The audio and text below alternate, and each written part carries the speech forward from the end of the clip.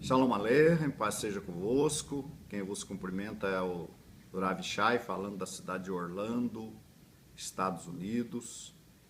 Eu quero continuar falando com vocês hoje.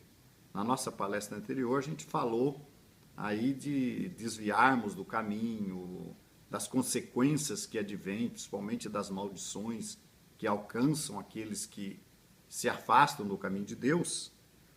E no programa de hoje, nessa mensagem de hoje, eu quero falar com vocês por que a pessoa se enfraquece, né? E quais são as consequências disto.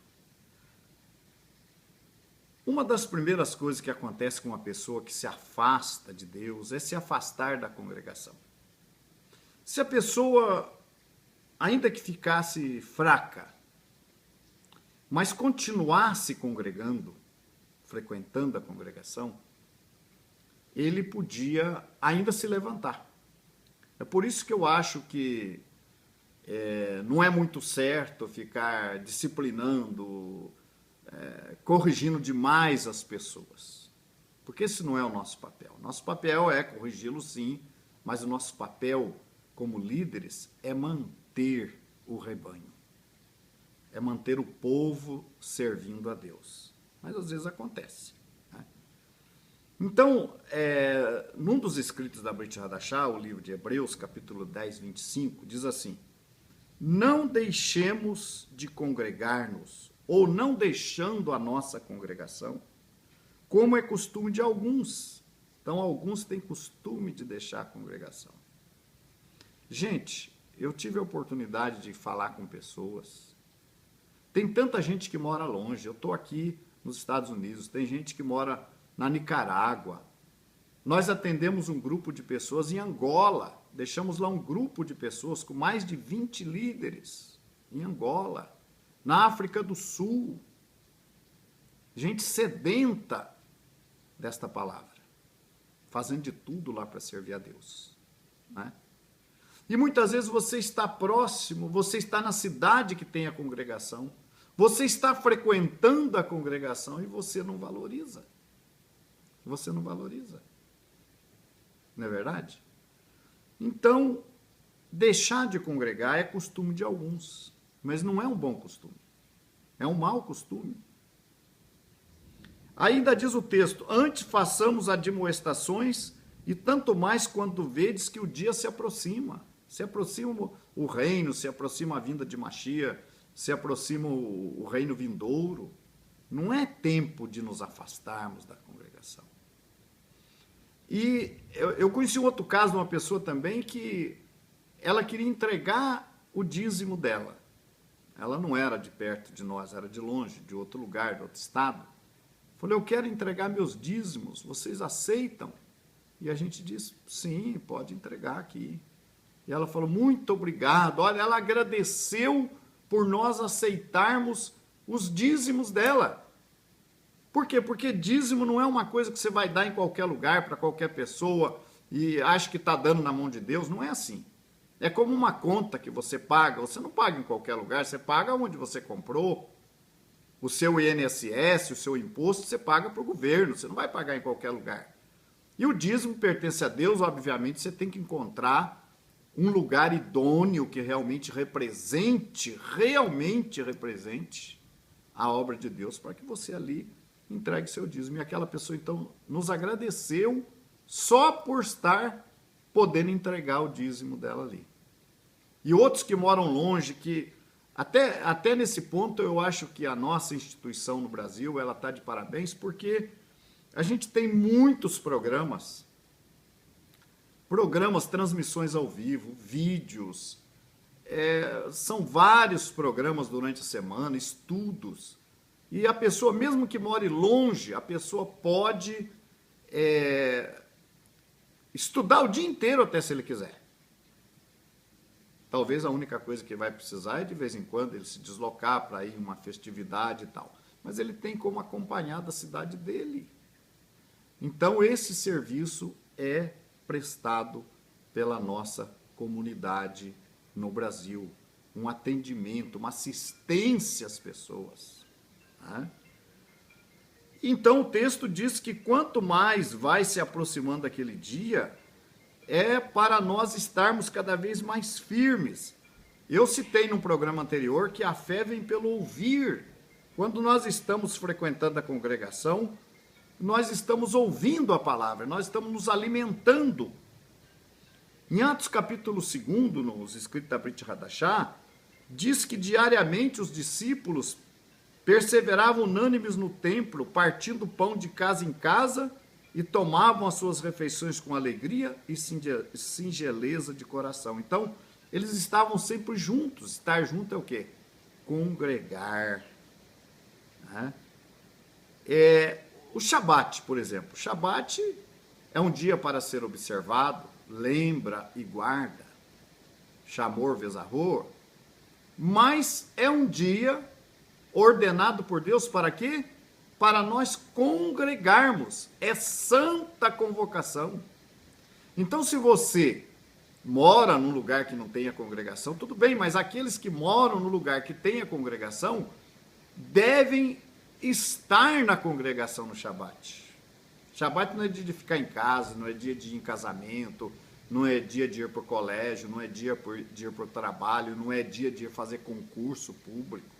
Shabat é dia de nós estarmos juntos. Se não é possível estarmos juntos, vamos pelo menos então estar estudando, louvando a Deus, estudando a Torá, dedicando esse tempo sagrado a Deus. Mas o que eu quero focar é o quê? Que é um dia de convocação. Então não tem esse negócio de guardar sábado em casa. Eu vou ficar em casa. Isso existe muito no meio religioso aí fora, né? Por qualquer motivo a pessoa deixa de congregar e fala, eu estou em casa. E ele acha que Deus está ouvindo ele. Ele está em casa, ele acha que Deus está ouvindo ele. Não, Deus não está de acordo com você. Deus não está te ouvindo, não é? Então, veja bem, santa convocação, nenhuma obra servil fareis, Levítico 23, 21. Estatuto perpétuo em vossas habitações pelas vossas gerações. Então, tem dias que são dias de santa convocação, então você tem que fazer parte do povo. Agora, gente, por que uma pessoa enfraquece? A culpa é de quem? Será que a culpa é da liderança ou é a culpa da própria pessoa? Vamos falar um pouquinho da liderança. Se não der tempo, a gente continua no outro. O líder deve ser íntegro.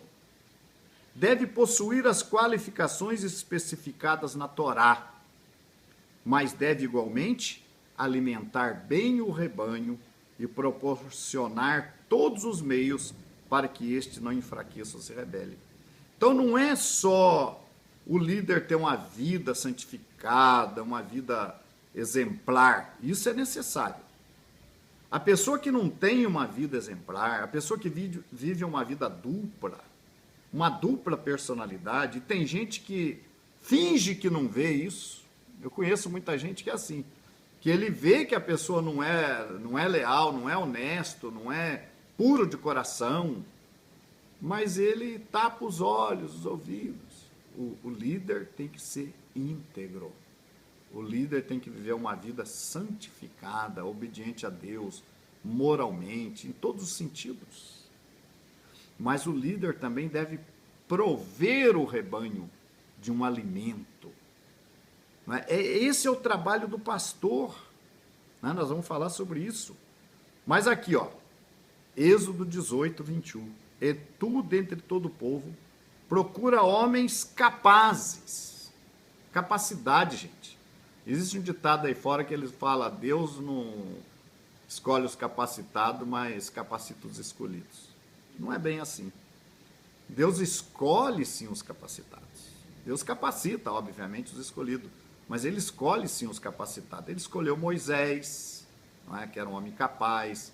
Ele escolheu Jeremias, capaz para ser profeta. Ele escolheu Isaías, né? Yeshua escolheu Shaul, escolheu Pedro e os demais Shalirim, mas escolheu Shaul. Por que ele escolheu Shaul? Porque Shaul era o homem que tinha trânsito no meio das autoridades, dos reis e dos governadores. E escolheu Moisés, porque Moisés era uma pessoa que vivia dentro do reinado de Faraó, era uma pessoa instruída, à altura para falar com os reis e capacitado para aquele trabalho. Apesar de que ele treinou Moisés no deserto, mas Moisés foi capacitado, então Deus escolhe. Então, Deus manda Moisés escolher, Moisés procurar no meio do povo. Por que Moisés? Porque Moisés tinha visão. Então não é assim, gente, não é igual no sistema político, democracia, que todo mundo escolhe. A teocracia, quem escolhe é quem está mais qualificado por Deus. É o líder maior. Então Moshe era o líder maior escolhido por Deus. Então competia a ele procurar dentro do povo, verificar, testar a capacidade desses homens e procurar homens capazes, homens tementes a Deus. Veja bem, capaz e temente a Deus, né? Um homem que é temente a Deus, ele não vive em pecado, em iniquidade, tendo uma vida dupla, uma vida que para uns é uma coisa e para outros é outra. Não, ele sabe do dever dele diante de Deus. Então, ele tem uma vida capacitada, uma vida qualificada por Deus, não é? Temente a Deus, homens de verdade, homens que aborreçam a avareza. Muitas vezes as pessoas acusam o outro de avarento, mas não é assim.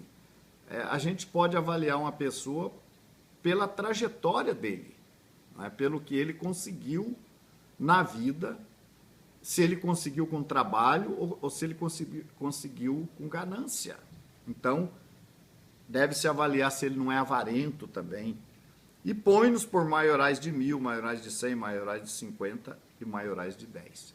No próximo programa, nós vamos continuar falando sobre quem responde pelo enfraquecimento do rebanho. O líder ou a ovelha? O pastor ou a ovelha? Ou os dois? No nosso próximo programa. Shalom.